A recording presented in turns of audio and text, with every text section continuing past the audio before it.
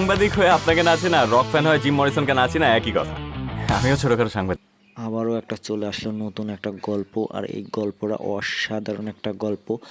এখানে আছে হলো দুইজনই হলো সাংবাদিককে নিয়ে অসাধারণভাবে একটা গল্প তৈরি করেছে। আর আপনারা দেখতেই পাচ্ছেন এখানে অপূর্ব এবং ইয়াশ আছে, আরও অনেকেই আছেন। দেখবেন যে এই গল্পটা অসাধারণ, অন্যভাবে একটা ইউনিকভাবে তৈরি করছে, কারণ আপনারা অনেকেই বুঝতে পারেন না, কিংবা এই নাটকটা দেখলে অনেক কিছু বুঝতে পারবেন।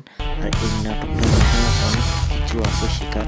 কিন্তু এই ছেলে কি পারবে এত কিছু সামলাইতে? অবশ্যই দেখবেন। এইটুকু চাপ সামলাতে না পারলে এই সেক্টরে এসে কি লাভ? আর এটা কবে এমনি তো আর এই জায়গাটার নাম সেটা প্রেস দেওয়া আপনাদেরকে হয়। খুব শীঘ্রই জানাবো। আর হ্যাঁ, যে আছে অপূর্ব অনেক সুন্দর গল্প করে, আর অনেকের গল্প ভালো লাগে।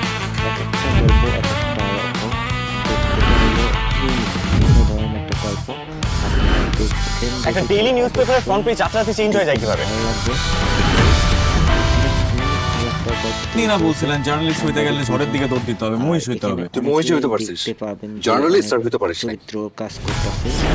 মেন চরিত্র হলো ইয়াশ এবং